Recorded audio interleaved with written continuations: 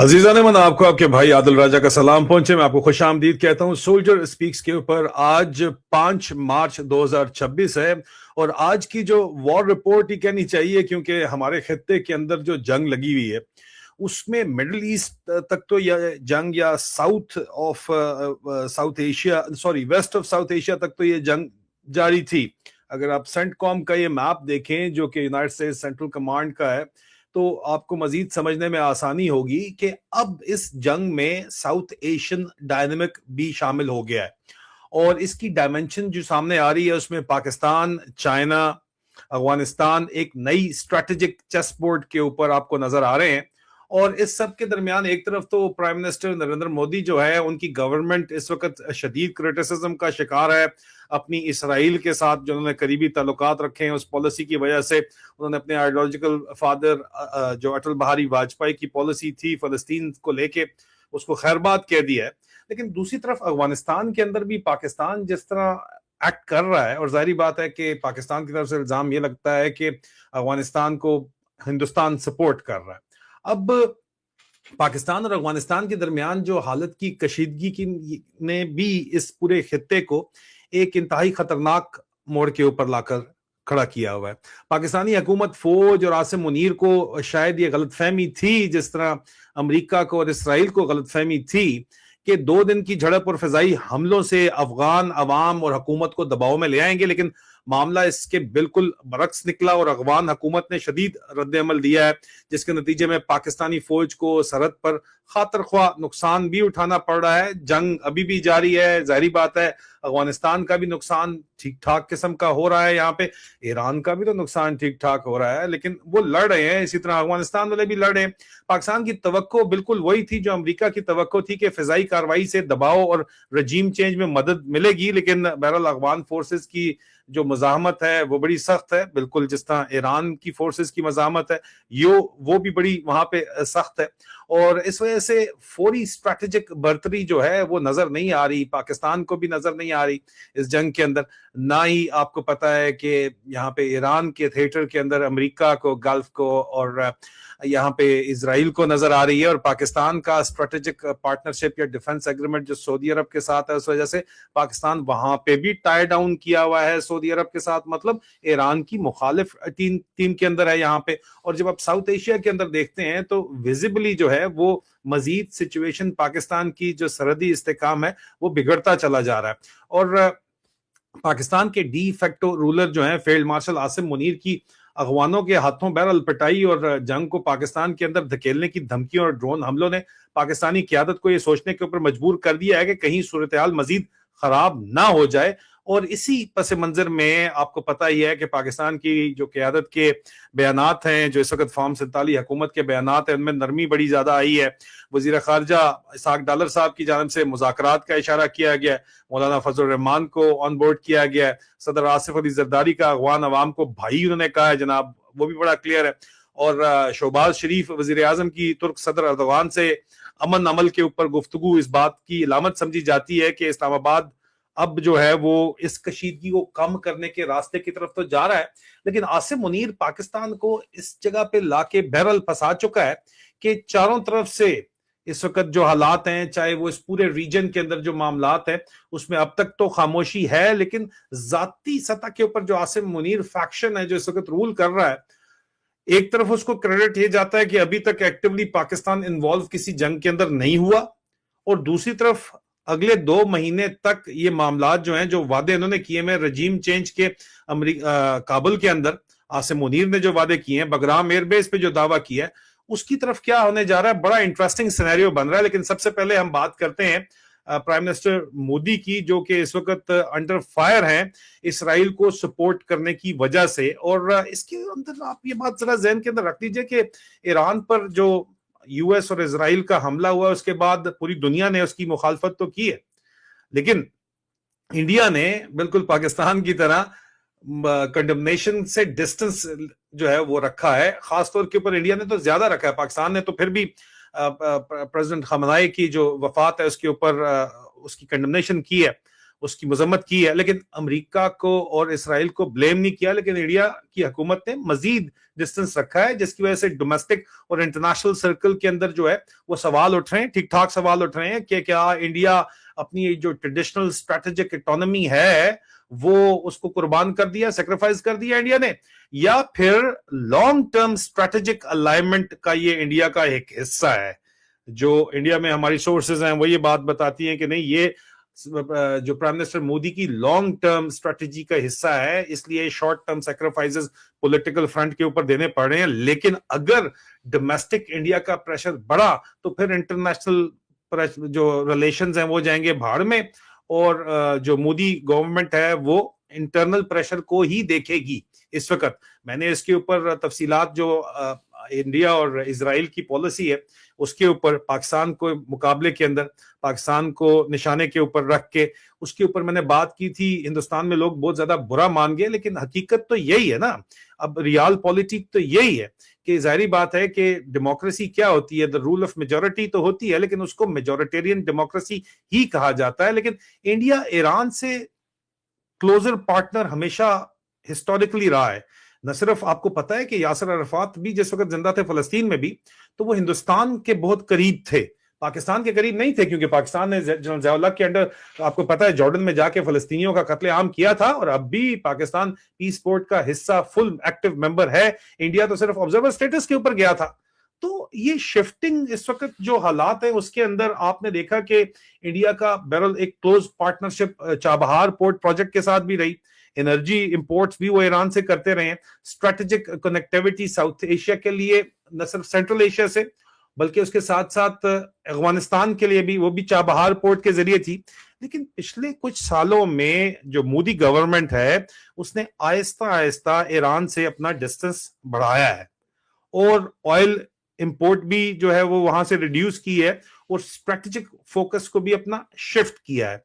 और इस शिफ्ट का अब डेस्टिनेशन क्या था, यहां से शिफ्ट अगर हुआ है तो फोकस कहां किया है, वो इसराइल की तरफ किया है, और वो इंडियन एस्टैब्लिशमेंट के मुताबिक उनका लॉन्ग टर्म प्लान है, जिसके ऊपर मैंने एक डिटेल एनालिसिस दिया, और बहुत से लोग उसके ऊपर बुरा मानते हैं, अगर मानते हैं तो माने। लेकिन बहरहाल इंडिया और इसराइल का जो स्ट्रेटेजिक एक्सेस है उसमें आज इंडिया और इसराइल का जो पार्टनरशिप है उसमें वो बेस करता है डिफेंस टेक्नोलॉजी के ऊपर, इंटेलिजेंस कोऑपरेशन के ऊपर, और सर्वेलेंस सिस्टम्स के ऊपर बेस करता है।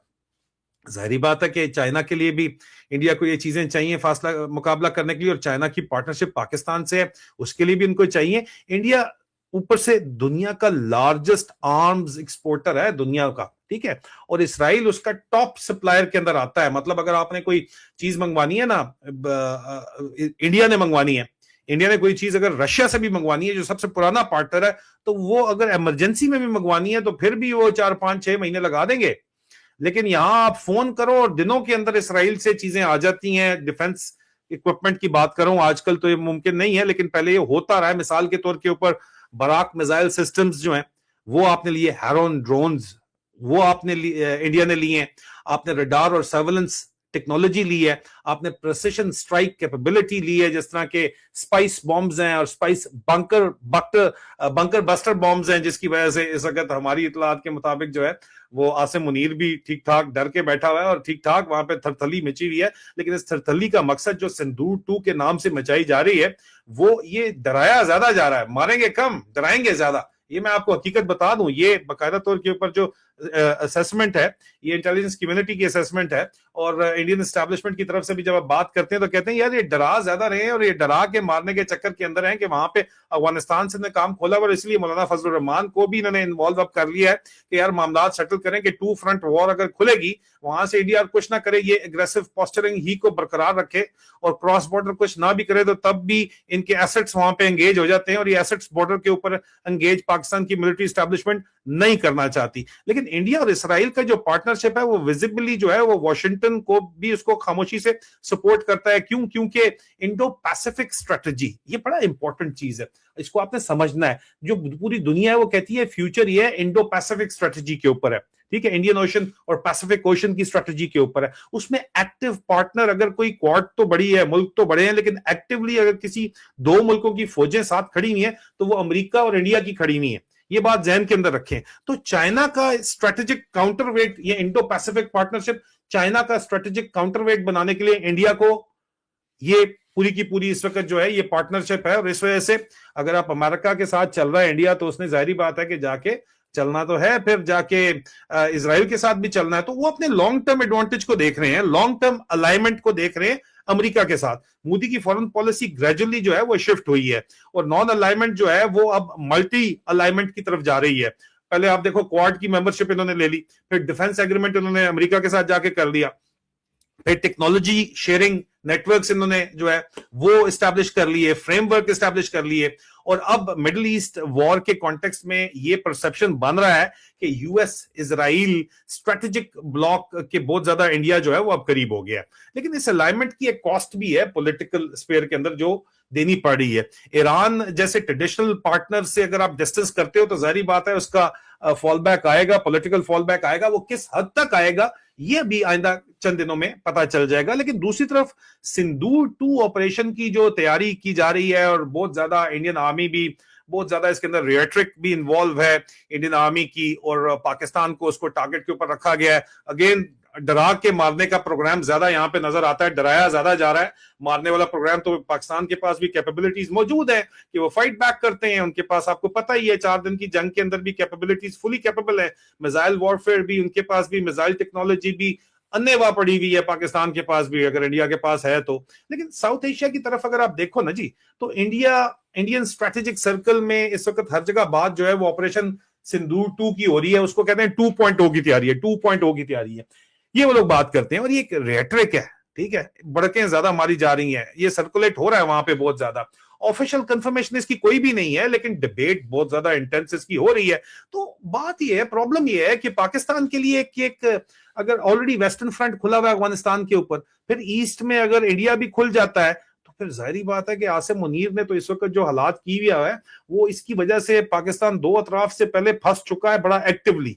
ये जो इन्होंने अफगानिस्तान में पंगा लिया है इसकी वजह से डेफिनेटली फंस चुके हैं ये। अब इंडियन बॉर्डर के ऊपर भी फंसे में, ईस्टर्न पे भी वेस्टर्न पे, चाहते तो यही थे कि हम ईस्टर्न और वेस्टर्न के ऊपर फंस जाएं और ट्रंप को बताएं कि हम फंस गए और अब गजा में फौजें नहीं भेज सकते। लेकिन अब तो आपने काम तो कर लिया, फंस तो गए, तो इसका अब फॉल आउट भी होगा, इसका अंजाम भी होगा, जाहिर बात है।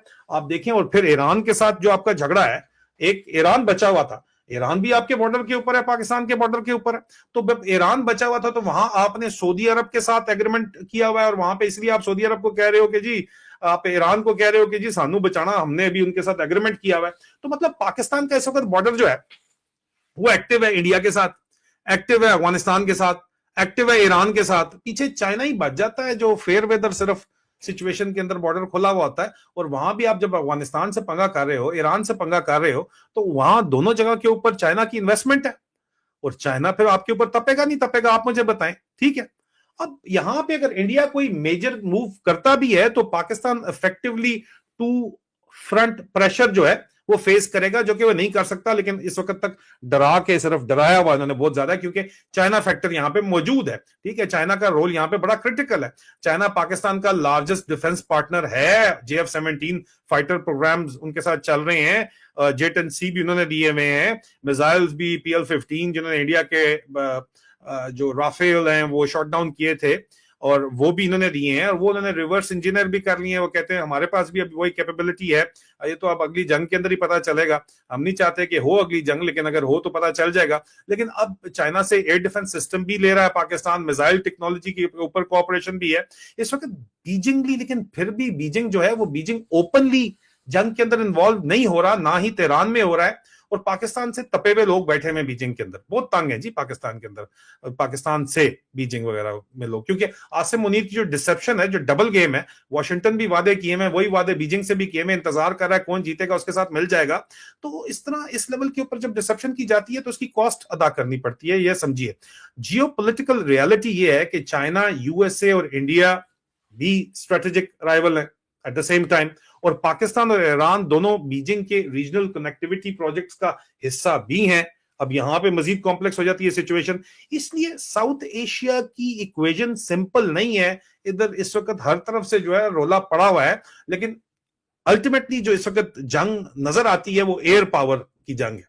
तो एयर पावर का अगर आप कंपैरिजन करो इंडिया वर्सेस पाकिस्तान, तो इंडियन एयरफोर्स के पास जो है वो इस वक्त राफेल है। ये कहते हैं जी हमने राफेल गिराए हुए हैं, वो मजीद ले रहे हैं वहां से। वो कहते हैं जी इन्होंने राफेल इसलिए गिरा दिए थे कि इनके पास PL-15 मिसाइल था बियॉन्ड विजुअल रेंज, और हमारी गलती थी, हमें नहीं जाना चाहिए था, और हमें जो है वो डॉग फाइट के चक्कर में नहीं पड़ना चाहिए था, हमें बियॉन्ड विजुअल रेंज इनके मिसाइल से बाहर रहना चाहिए था। नंबर एक। नंबर दो, हमें इनकी रेंज एक्चुअल नहीं पता थी, अब हमें पता चल गई और हमने उसका जो मेयर है काउंटर तैयार कर लिया। ठीक है। दूसरा, उनके पास Su-30 Mark 1 भी है, मिराज 2000 है, MiG-29 है, तेजास हैं उनके अपने, लेकिन तेजास जो है उसके ऊपर बहुत ज्यादा क्वेश्चन मार्क्स हैं दुबई एयर शो के बाद। लेकिन ये मिक्स इंडिया का मल्टी ओरिजिन कॉम्बैट इकोसिस्टम जो है ना, ये इस वक्त मौजूद है। एडवांस रडार और प्रिसिशन स्ट्राइक कैपेबिलिटी भी इंडिया के पास अवेलेबल बहरहाल है। और पाकिस्तान एयरफोर्स को अगर आप देखो तो है तो छोटी, लेकिन बहुत सोफिस्टिकेटेड और स्पेशलाइज्ड फोर्स जो है उसको माना जाता है, इसमें कोई शक नहीं है। और मेजर प्लेटफॉर्म उसका F-16 है जो उन्होंने अमेरिका से लिया, और JF-17 थंडर जो है वो चाइना पाकिस्तान का जॉइंट प्रोजेक्ट है, और मिराज 3 और 5 के अपग्रेड्स मौजूद हैं, और J-10Cs चाइना से जो उन्होंने लिए हैं जिसमें PL-15 मिसाइल्स लगे हुए हैं, वो भी एक इंपॉर्टेंट कॉम्पिटेंट है। ठीक है। लेकिन इंडिया का एयरफोर्स का मैग्नीट्यूड बहुत ज्यादा बड़ा है, और इंडिया को अभी तो उन्होंने सिर्फ 130 राफेल लिए हैं, उनको मजीद कोई स्क्वाड्रन्स चाहिए, 28 के करीब स्क्वाड्रन्स चाहिए, जिसमें हो सकता है कि वो अमेरिकन इक्विपमेंट भी खरीद ले। पॉसिबिलिटी है, लेकिन अमेरिका को इसीलिए बताया गया है इस वक्त, जो इंडियन सोर्सेज हमें बताते हैं कि अमेरिकन को ये कन्वे किया गया है, जो उनके इस वक्त special representative to South Asia Sergio Gor यहाँ पे बैठे हुए हैं और एम्बेसडर भी हैं इंडिया के अंदर। उन्होंने कहा कि यार हमें Su-57 रशिया से लेना है और S-500 मिसाइल सिस्टम देना है, आप हमें जो है वेवर लेके दो अमेरिका से, और पहले भी आपने जिस तरह लेके दिया था कांग्रेस से वेवर चाहिए। तो उनको कहा यह गया है कि जी आपको वेवर मिल जाएगा। तो मिल जाएगा तो बहुत बड़ा डिसएडवांटेज पाकिस्तान के पास तो आ जाएगा, लेकिन उस वक्त तक, इस वक्त अफगानिस्तान वाला फ्रंट खोल के इंडिया की तरफ से डरा के मारने का जो प्रोग्राम चल रहा है, अब वो चलेगा या नहीं चलेगा। उसके साथ साथ पाकिस्तान के पास प्रॉक्सी ऑप्शंस भी अवेलेबल हैं, जो इस वक्त आसिम मुनीर ने एक्टिवेट किए हुए इंडिया के अंदर। पहलगाम के बाद, अब मजीद दिल्ली ब्लास्ट के बाद इंडिया का जो रिएक्शन था वो बहुत ही, उन्होंने कहा कि यार ये अगर हमने डायरेक्ट ब्लेम कर दिया तो एस्केलेशन हो जाएगी। एस्केलेशन लेडर के ऊपर विजिबली इंडिया भी जाना नहीं चाहता इस वक्त, ये क्लियर बातचीत है। और चाइना का जो टेक्नोलॉजिकल रोल है यहाँ पे वो बहुत ज्यादा इंपॉर्टेंट है। JF-17 प्रोग्राम और चाइनीज रडार टेक्नोलॉजी पाकिस्तान को बड़ा कॉस्ट इफेक्टिव किस्म का ऑप्शन है, वो प्रोवाइड तो करती है। और इंडिया मीनवाइल जो है वो वेस्टर्न टेक्नोलॉजी इकोसिस्टम के से बेनिफिट कर रहा है। लेकिन ये एसेंशियली दो डिफरेंट डिफेंस फिलॉसफीज हैं। और ईरान की जंग में आपको नजर ये आता है कि जो तेहरान जो है वो बाइडो सिस्टम यूज कर रहा है, वो बहुत ही इफेक्टिव सिस्टम है। और पाकिस्तान अगर उस सिस्टम के ऊपर आ जाता है, और बहुत सी पाकिस्तान की टेक्नोलॉजी उसी सिस्टम के ऊपर इस वक्त चल रही है, डिफेंस टेक्नोलॉजी की बात कर रहे हैं, तो एक उनको एज जरूर मिलता है। और इंडिया जो है वो एक उनके पास लेकिन फिर भी डाइवर्स हाई एंड प्लेटफॉर्म मौजूद है, और पाकिस्तान के पास असल में तो जो है वो पैसों की कमी है तो इसलिए, लेकिन इंटीग्रेटेड कॉस्ट इफेक्टिव सिस्टम्स हैं पाकिस्तान के पास। क्योंकि 85% आपको देखो ना, इंडिया का मैंने जो आपको इन्वेंटरी बताई है वो किधर से है, फ्रांस, US, रशिया, जितों भी तुझे मिल गया, तो वो बहुत ज्यादा डिवर्स है, तो उसकी इंटीग्रेशन इतनी इजी नहीं है, सोर्स कोड उनके पास नहीं है। वेरएज पाकिस्तान 85% अब चाइनीज हार्डवेयर के ऊपर है, तो सोर्स कोड हो या ना हो, लेकिन इंटीग्रेशन बहुत ज्यादा इजी हो जाती है यहाँ पे लड़ाई के लिए। तो स्ट्रेटेजिक क्वेश्चन ये है कि अगर इंडिया पाकिस्तान के ऊपर प्रेशर इंक्रीज करता है, जो अब पाकिस्तान का वेस्टर्न फ्रंट अफगानिस्तान के ऊपर भी खुला हुआ है, तो वहां पे हो रहा है, और वहां पे अब हाल ही में फतवा दिया गया है। फतवा क्या है? फतवा दिया गया है, जो बहस हो रही है, दिया नहीं गया, बहस हो रही है। अफगानिस्तान में बड़ी सीरियस डिबेट हो रही है कि पाकिस्तान के खिलाफ जहाद का फतवा दिया जाए। अब अगर पाकिस्तान के खिलाफ जहाद का अफगानिस्तान में फतवा दे दिया जाता है, तो इसका मतलब है कि जनाब जो कुछ भी हो रहा है, जो मिसाल के तौर के ऊपर अगर जहाद का फतवा दे दिया जाता है, तो मेटाफोरिकली स्पीकिंग, बट सिनेरियो तो यही बनता है कि फिर उसके बाद वो कहेंगे कि जी पाकिस्तान में तो फिर खुद कुछ भी जो है वो भी हो सकता है। पाकिस्तान के मौलवी भी कहते हैं कि अफगानिस्तान के खिलाफ जो है वो हलाल है, ये भी जहाद है, तो मुसलमान से लड़ रहा है। लेकिन लड़ सकता कौन है? प्रॉक्सी एलिमेंट्स किसके ज्यादा तगड़े हैं? कौन जो है इस जंग के अंदर कितने अरसे से लड़ रहा है? पाकिस्तान का तो प्रॉक्सी हमेशा से था ही। अगर इस तरह का कोई एलिमेंट था, जिहादी एलिमेंट था, तो वो तो अफगान ही थे। अब भी अगर इंडिया में भी लॉन्च करना होता है तो उनको जो वन स्टॉप शॉप यूज करनी पड़ती है वो उधर से ही यूज करनी पड़ती है। अब जो इंटेलिजेंस कम्युनिटी है वो ये बात समझती है कि अफगानिस्तान का मुकाबला अगर आप प्रॉक्सी वॉरफेयर में करना चाहते हैं और ये फतवा अगर आ जाता है तो तुसी भजन थोड़ा कम हो जाएगा। और ये मैंने खबर जो ही दी है उसके बाद पाकिस्तान के पॉलिटिकल लीडरशिप है, वो फौजी तो कहने वो तो पीछे बैठे हुए हैं, अपने किलों के अंदर बैठे हुए हैं, उनको तो फर्क नहीं पड़ता, मारे तो हम जाएंगे, रगड़े तो हम जाएंगे। पॉलिटिशियंस ये कहते हैं अगर यहाँ पे आके बम फटने लग गए, लोग फटने लग गए तो, और फतवे हो गए तो, इसलिए वो मामलात को सुधारना चाहते हैं। आसिम मुनीर ने जो बगराम एयरबेस वाली बोंगी मारी है, वो बोंगी ही रहेगी, लग तो यही रहा है। क्योंकि अगर कोई बातचीत होनी है, चाहे चाइना से होनी है, अमेरिका से होनी है, जिससे भी होनी है, वो अफगानिस्तान वालों का राइट है, वो डायरेक्ट करना चाहते हैं। और अगर आप प्रॉक्सी एलिमेंट अब आगे चल के इंडिया के खिलाफ भी यूज करना चाहेंगे तो ये पॉसिबल नहीं होगा इतना ज्यादा यूज करना, ठीक है, क्योंकि इसका पूरा जो इकोसिस्टम है वो पाकिस्तान का पिछले 40-50 साल से जो चल रहा था, वो जाहिर बात है कि अफगान जो इस वक्त एलिमेंट है उसकी मर्जी के बगैर तो चल ही नहीं सकता था। और अब अगर ये फतवा अगर दे पाकिस्तान के मौलवी भी दे दें और अफगानिस्तान के भी जो है वो दे देते हैं लोग कि नहीं जी ठीक है, जायज है एक दूसरे के खिलाफ जहाद, अफेक्टिव ज्यादा इस फतवे के ऊपर अमल कौन कर सकता है? आप पाकिस्तान वाले तो जो कर सकते हैं वो कर रहे हैं ऑलरेडी। आप तो एयर स्ट्राइक कर रहे हैं, आप तो उनके बच्चे भी मार रहे हो, तो वो तो बदला लेने आएंगे, आपको पता ही है।